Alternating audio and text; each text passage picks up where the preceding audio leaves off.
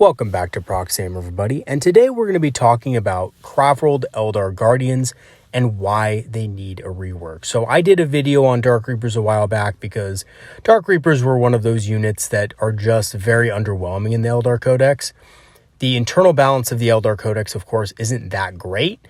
We do have a fantastic codex, but some units are much better than others, and that is very apparent when it comes to things like Guardians and Dark Reapers and a couple of other units in the codex like, Wraith Blades with Ghost Axes and things like that. You just don't often see them in lists. And when it comes to Guardians, I really want to like them and use them effectively in a list for something other than just cheap fodder or a cheap screen. Guardians were one of the first units I ever picked up as a Craftworld Eldar player. I think they look awesome. Even the older sculpts of the Guardians are really awesome. And of course, the new ones absolutely look amazing. So what I plan to do in this video, and my goal for this video is to kind of look at the different ways in which we can fix Eldar Guardians, both variants, so that they can be a little bit more competitive and more usable in games. So before we get into it, I do want to go over a quick overview of what we're going to be looking at in this video. So we are going to be doing a quick review on where Guardians are at now with their stats, weapons, and abilities. We're going to be talking about why Guardians of both variants, both Storm and Defenders, fail to fulfill meaningful roles in a Craftworld Eldar army. And lastly, we're going to be looking at what changes could be made to make Guardians an effective unit. And when I talk about that, I'm going to stick to changes that are in GW's ability to solve. And the reason I say this is because there's a lot of different cool out there ways of changing Guardians to be more effective. And several of these ideas I've bounced back and forth with subscribers on this channel, my buddies that I play with, my Uthway buddy, for example. We've talked about so many different cool ways of how to make Guardians an effective unit. And some of those include really different and unique solutions to the Guardian problem that involves changing their weapons to maybe shuriken rifles or maybe switching some things up and giving them different types of options. But let's be honest, GW is not going to do any of those things because they just came out with a new Guardians kit. And you guys, it took GW decades to come out with the new Guardians kit. They're not going to just make a new kit overnight. So I do want to stick to some realistic solutions that we can work with within the kit to make Guardians more effective. Even though between you and me, there are so many different cool and unique ways of making Guardians effective and a cool unit that lie outside of what's currently included in the GW Guardian plastic set. So diving right into the Guardian Defenders. So if you look at the Guardian Defenders, they have pretty low defensive stats. They do have higher movement, which is average for Eldar. They can be taken in units of 10 to 20. So here's kind of where some players tune out of these guys because, this current state of the game is all about minimum units of 5. And Eldar especially operate the best with smaller units when talking about objective-based troops. So things like Rangers are best in units of 5, right? Things like Corsairs now are best in units of 5 because you want to be able to keep them cheap and also keep them effective at scoring on backline objectives and things like that. Guardians are also, the Defender variant at least, is also 9 points a model, and you have to pay 20 points for the heavy weapon platform. Each Guardian Defender is armed with a Shuriken Catapult, which is a pretty solid weapon with a decent range and AP. With the new codex, they did get a buff on these weapons. And they get an additional -2 AP when you roll a wound of 6. So that's pretty effective. These guys are pretty decent against armor, especially with the new changes to Armor of Contempt. Basically, Armor of Contempt has appeared altogether, really. And because of that, Guardian Defenders are now going to trade better against Space Marine equivalents that had it before. And then when we look into their heavy weapons, they're basically armed with any heavy weapon from the Eldar heavy weapon list. So the Eldar missile launcher is a pretty versatile weapon for dealing with large units of infantry or, of course, vehicles and tanks. The Bright Lance is a very solid anti-large tool. Now, I say anti-large, basically meaning vehicles and monsters, right? That's kind of a term from Warhammer Total War, if anybody knows that. I enjoy playing it from time to time, I have to admit. I'm kind of hoping for a 40K version of that game, but we'll see, only time will tell. And the thing about both of these weapons is that they cost additional points. So on top of the 20 points you have to pay for the heavy weapon platform, you're paying 5 extra points for the missile launcher and 10 extra points for the Bright Lance. So this is actually very expensive. And honestly, when you compare this with other factions, it's disproportionately more expensive. And you really don't get any additional benefits. And in fact, having a heavy weapon could harm the unit. And I'll go into why in a little bit. And we, of course, come to the Star Cannon. The Star Cannon is a decent tool for dealing with armored infantry. Things like bikes, things that have 2 wounds, that have heavier armor. But it does cost an additional 5 points as well. And lastly, we have the Scatter Laser and Shuriken Cannon, which are great options. Both are free for the unit. The Scatter Laser is a great anti-infantry tool with good range, which helps for Guardian Defenders because they usually are in the backfield in the beginning of the game. And the Shuriken Cannon, even though it has less range, hits a bit harder versus armored targets. And again, the plus with these is that both of these cost no additional points. As for their special abilities, they have the Crude Platform ability, which is essentially worthless. So basically does nothing except it doesn't count as a model for the purposes of starting or half strength, which could affect certain special rules from enemy armies. However, and this is something not a lot of people catch on to when they first start playing, it does put the unit at 11 models, and thus more vulnerable to blast weapons. And as it currently stands, there's nothing in the Crude Platform special rule that distinguishes this. So there's nothing that says something along the lines of, this model does not count as a model for the purposes of determining blast weapons, right? Or the amount of hits that a blast weapon would get. So unfortunately, this platform actually is sometimes a detriment to the unit's survivability. Also, Guardian Defenders have the Defender's special ability. So this gives Guardians rerolls of 1 to hit with shuriken weapons while in range of an objective. And this is pretty good because you would figure most of the time Guardians are going to be sitting on or near an objective to capture it. That's kind of their goal, right? Is to hold objectives.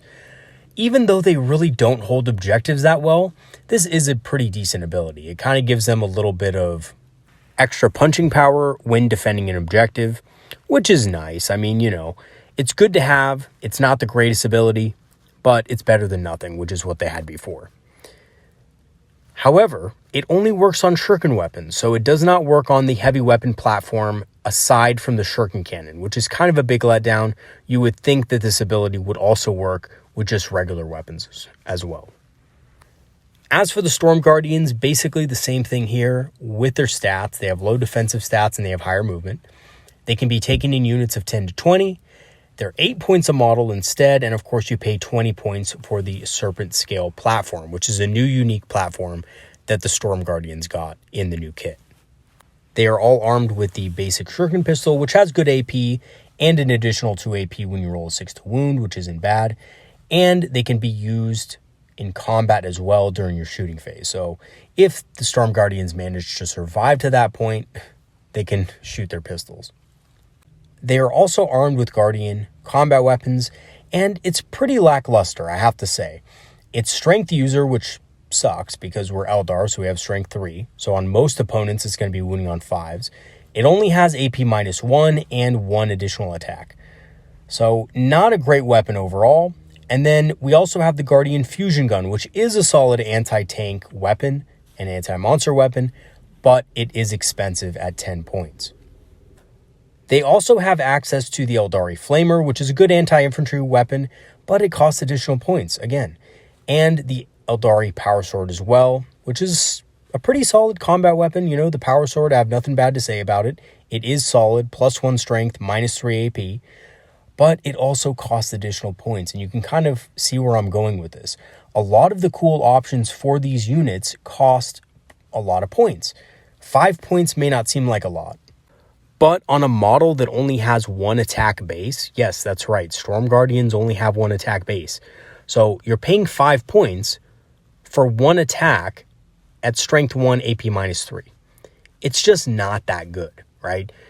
At best, you're wounding on 4s, which means you don't really have a great chance of getting wounds with this thing, even though it is better than the Guardian close combat weapon. And of course, they do have the Serpent Scale platform, which is pretty decent at a glance. It gives you a 5+ invul against shooting, and ranged wound rolls of a 1 or 2 always fail.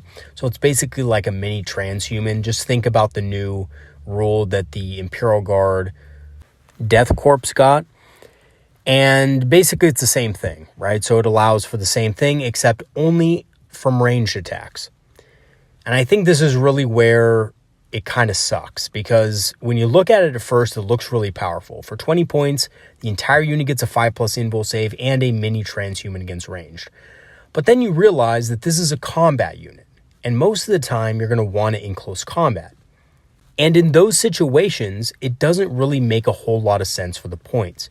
Now, something cool that you can do with this, though, is you can use it to deny enemy overwatch with a stratagem. There's a stratagem that basically is like an overcharged shield or something like that. I can't remember exactly what it's called, but you can use it and you can lose the ability, the 5+ invul and the mini transhuman, for the rest of the game to do, I think it's D3 mortal wounds and deny overwatch, which in my opinion is probably the best way to use it. But again, you're paying 20 points plus a command point so that you can get your Storm Guardians into close combat, and there's no guarantee that your Storm Guardians are actually going to be powerful enough to overwhelm the enemy unit that they're charging, unless it's something very bad, something that costs less points than they do. So something like Cultists, Imperial Guardsmen, or something like that. And just like the Guardian Defender heavy weapon platform, the Serpent Scale platform also has the Crude Platform ability, which essentially, again, does nothing. However, it does put the unit at 11 models and thus more vulnerable to blast weapons. Now, I do have here that it can't move and shoot without penalty, but of course, the Serpent Scale platform doesn't shoot, so you don't need to worry about that with this, unlike the Guardian heavy weapon platform.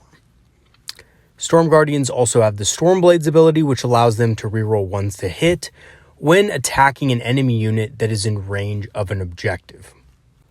Which, you know, is not a terrible ability overall, but it is considerably worse than the Guardian Defender's special ability because it's much harder to pull off, and you are most likely going to have less melee attacks with the Storm Guardian unit than you would a unit of Guardian Defenders shooting their shuriken catapults. So why exactly do Guardians of both variants fail to fulfill meaningful roles in a Craftworld army? So Craftworld is a little bit different than other armies because typically other armies have a bunch of different generalist units, and they might have a few specialists here and there. However, the Craftworlds are the opposite. Most of their army is made up of specialists, and you have an occasional few generalist units mixed in there. And typically, the synergies of the army and of Craftworld Eldar don't blend well with units that are quote-unquote generalist units. So both Storm Guardians, especially Storm Guardians, and Guardian Defenders fall kind of into that category. So again, the other problem is that Guardian Defenders can't really defend objectives well because they are squishy. Again, they're Eldar, so they don't hold very well. And the Storm Guardian variant can't take objectives, which is their job, right? It's what they're good at. It's what the Stormblades ability is geared towards, is being able to take enemy objectives away from your opponent. And in that way, neither the Guardian Defenders nor the Storm Guardians actually fulfill the role that they're meant to within the scope of the rules that GW gave them. Also, both units are way too expensive to be expendable, especially with the premium cost of their upgrades. You have to pay a minimum of 20 points to get a heavy weapon on a Guardian squad when Space Marine units get their heavy weapons and special weapons for free. So do Imperial Guard squads. And a lot of other factions out there can take cheaper special and heavy weapons on tougher platforms than Guardian Defenders and Storm Guardians. And if you think about it in this way, a Guardian fusion gun costs 10 points, which is more than the model that it's equipped on. So you're more than doubling the cost of your Storm Guardian, and you're just as easy to kill. In addition to having really expensive, special, and heavy weapon options, Guardians are also hard to transport efficiently. Because you need to take them in a unit of 10, they cannot support Aspect Warriors well, because you can't fit a unit of Aspect Warriors in a Wave Serpent alongside a Guardian unit. They're just too big. And they also cannot fit inside a Falcon, so you can't just drop a unit of Guardians on an enemy objective in the backfield that's open, or, drop it on a midfield objective, which would both be really a cool idea to do, but you can't do it because they can't be taken in units of 5. And lastly, now that you don't need compulsory troops, Corsair Voidweavers are now looking a lot better for less points overall. So then what changes could be made to make Guardians more effective? So starting with Guardian Defenders, just looking at their base stat line, I think their base stat line is pretty solid. I mean, you can't expect much more from a Guardian unit, right? Weapon skill 3, ballistic skill 3 is solid. They have elf toughness and strength, which is fine. They have a 4+ save, which is improved over last edition's codex, and they have movement 7, so they're pretty fast. I don't think Guardian Defenders should have more attacks or anything because, of course, they're not geared towards close combat. And after all, even shooting Aspect Warriors only have 2 attacks. So I think the only thing to do here is to make the minimum squad size 5. And this way you give the Guardians a lot more flexibility. They're able to fit easier into transports. They're able to be taken as minimum units for objective-based purposes. And they just become a lot easier to fit into a list overall. And I really like what they did in the new boarding action rules, where they basically allow Guardians to combat squad. I think this would be an excellent addition to the actual game and actual codex. Allowing a unit of 10 to combat squad or just simply be taken as units of 5 would vastly improve their utility and ability to fit themselves into different spots in a list. As for their heavy weapons, I think because you're already paying 20 points for the platform itself, I don't think the heavy weapons should cost any additional points. So the Eldar missile launcher and the Bright Lance, I think, should be 0 points. I don't think they should cost a thing extra because, again, most factions can get a heavy weapon for free. And if not, in the factions that do take heavy weapons, they're getting them for like 10 points. Or maybe at most 15 points, right? I know that Corsairs, for example, can take a Wraith Cannon, which is basically a heavy weapon, for 15 points, which in my opinion is pretty well costed for what you get with a Wraith Cannon. But for something like this, it shouldn't be more than 20 points. I think that's a little bit ridiculous. Paying 30 points for a Bright Lance is pretty insane. And of course, the Star Cannon should also be 0 points as well. And for the crude platform ability, I believe they should add does not count as a model when determining how many attacks a blast weapon would get. Again, this would increase the unit's durability if you do take it as a unit of 10 against blast weapons, which is the primary type of weapon that enemy units are going to be aiming towards using on them. Again, they're very squishy. Blast weapons are usually great against targets like Guardians, so why make them more vulnerable than they have to be, right? And then lastly, for the Defender's ability, instead of re-rolling hits only for shuriken weapons, just simply re-roll a hit roll of 1 for all ranged attacks. However, none of these things actually help the unit perform its role. And of course, its role is to hold objectives when needed. So my suggestion is to give Guardians a special ability like they used to have. They used to actually have in the last codex a stratagem, which you could use pretty much every turn to give them a 4+ invulnerable save against shooting. So instead of a 4+ invulnerable save, my idea would be to, for 15 points, give them an item that allows them a once per game 3+ invulnerable save against range attacks until the end of turn. So it would read something like this. While this unit is within range of an objective marker, You may activate this ability to gain a 3+ invulnerable save against range attacks until the end of turn. You can use this once per game. So I think this is a very fine balance, because obviously if you could use this every turn, it'd be vastly overpowered. And of course, at that point, you'd have players stacking this with things like Fortune, stacking this with things like Conceal, mixed with Protect, to become basically just unkillable, right? So you don't want that, because Eldar shouldn't be unkillable. But they should have something like this for a once-a-game ability to help them hold down that objective for that crucial turn. And I think this is a very important thing that Guardians really need to become effective at holding objectives. For Storm Guardians, I think not only do you have to decrease their minimum unit size to 5, just like the Guardian Defenders, for the exact same reasons that I stated for them, but you also have to raise their attacks. Because they are a combat-oriented unit, why on earth would they only get 1 attack a model? I think you definitely have to increase this to 2, and this kind of makes sense because just like combat aspect warriors have 1 more attack than their shooting counterparts, Storm Guardians would have 1 more attack than their defender counterparts. As for the weapon options, I think for the Guardian combat weapon, you do need to give it +1 strength. Again, Storm Guardians having strength 3 are incredibly easy to just ignore because they don't wound very well.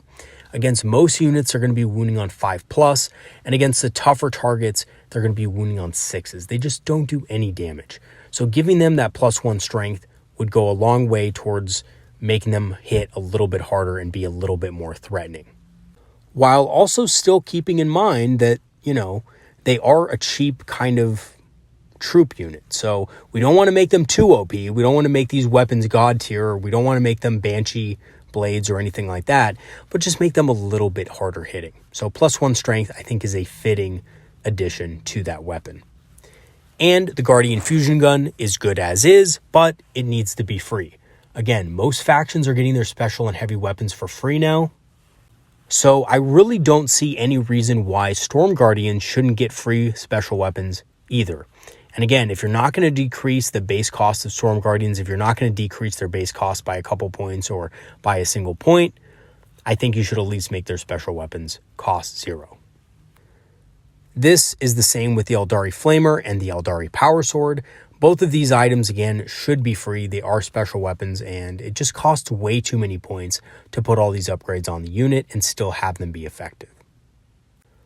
For the crewed platform, I think it's the same story as the heavy weapon platform. Does not count as a model when determining how many attacks a blast weapon would get.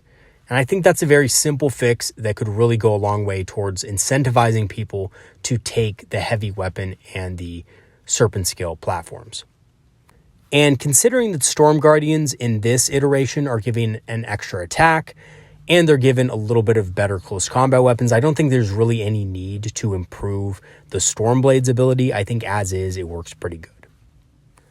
However, for the Serpent Scale platform, the Serpent Shield, I believe, should be against all attacks. So each time an attack is made against that unit, an unmodified wound roll of a 1 or 2 for that attack fails, and also units or models in that unit simply have a 5+ invulnerable save.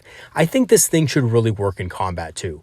And because Storm Guardians are mostly going to find themselves in combat, I don't really see there much being a point to spending 20 points on something that's only going to protect them marginally from range attacks. And again, it's only going to be effective against range attacks against weapons with AP 2 or more because they already have a 4+ armor save. So most weapons are going to be basically only putting them to a 5+ armor save anyway, making the Serpent Scale platform pretty useless. And of course, most weapons are also going to wound them on 3+. So unless Strength 6 weapons are targeting them, the Transhuman also doesn't have much of an effect. And for their special war gear option, I think they should be able to take an ability for 15 points called Celestial Tempest. You may activate this ability when you finish a charge move against an enemy unit that is within range of an objective marker. Again, we're keeping it with that theme of Storm Guardians want to be able to take objectives away from enemy units. So in this case, the enemy unit will suffer D3 mortal wounds and suffers -1 to hit until the end of the phase. And this is a once a game ability. So basically you might be thinking to yourself, wait a second, this doesn't seem that great. But this ability is actually pretty good because it does two things. A, it does a little bit of mortal wound damage, which is nice. But B, it gives the unit a -1 to hit, which is great because you can use this, again, combined with other assault units that are also assaulting that target to really lock down that unit in combat and make sure that you can wipe it off the objective without suffering many casualties in return. So again, pretty good ability that does some mortal wounds and makes it harder for the enemy to strike back against Storm Guardians, allowing them to trade a little bit more efficiently for their points. And this also has the upside of debuffing the enemy unit's attacks against other targets. So let's say that you also charge a unit of Howling Banshees into that squad and you don't quite kill them. Maybe they're a heavy unit of Terminators, a unit of 10, or maybe a unit of 5 with Thunderhammer Storm Shield. Having that -1 to hit on that unit will make it much harder for them to reliably strike back against something like Howling Banshees or Striking Scorpions. So in conclusion, I don't think Guardians really need much in the way of support to be good enough to include in competitive play. And again, any combination of the suggested changes in this video would at least put them in the running to be included in more lists and give them a role to play in a vast majority of Craftworld Eldar armies. Guardian Defenders would be much better at being able to hold a key objective at a key point in the game, and Storm Guardians would be a clutch unit to take away an enemy objective when the timing is right. And thus with those buffs, they would be able to perform the roles that GW intended them to perform when they originally wrote the Codex. Now, these ideas are, again, within the scope of something that GW could do without changing their box set, right? Because at the end of the day, GW is not going to want to go and create something like, Guardians with shuriken rifles, right? They would have to actually go back and change the box set accordingly. And while the hobbyists in all of us could easily buy a unit of Guardians and then buy a unit of Corsairs and then kit bash it, GW is currently having this policy where they don't want to create rules for models that don't exist within their own boxes, unfortunately. But again, we really don't have to go far to find viable ways of improving Guardians to allow them to be more competitive. And again, I really like Guardians, so I really do hope that GW looks at implementing at least a few of these changes to make Guardian Defenders and Storm Guardians a little bit better and more effective in competitive play. All right, everybody, that's going to be it for today. Thanks for watching. As always, leave a comment in the comment section if you do want to go ahead and ask a question or address a concern, or maybe share an idea about what you would do to improve Guardian Defenders and Storm Guardians. And really quick, just for those of you who don't know yet, I did set up a Patreon just because I'm trying to kind of get some new recording equipment for the channel so that my videos sometimes aren't as choppy in certain places, or there's not as much background noise in some of them. I don't know if you guys can tell, but I record these from my apartment, and sometimes you can hear cars outside and you can hear all sorts of background noise and stuff like that if you listen closely enough. So I'm hoping to get rid of some of those things and make, more high quality videos for you guys and more high quality recordings. So if you do want to support the channel, that would be awesome. Greatly appreciated. I will include the link, the Patreon link, in the description of the video. But again, you don't have to do it at all. You're just watching the video is enough. Honestly, I just want to help the community in any way I can. And I in no way intend to put anything behind a paywall. I plan to keep this channel and community as open and free as possible. All right, everybody, that's going to be it for today. I will see you guys later. Have a great weekend full of great games, and I will be back soon with more content. See you later, everybody. Peace out.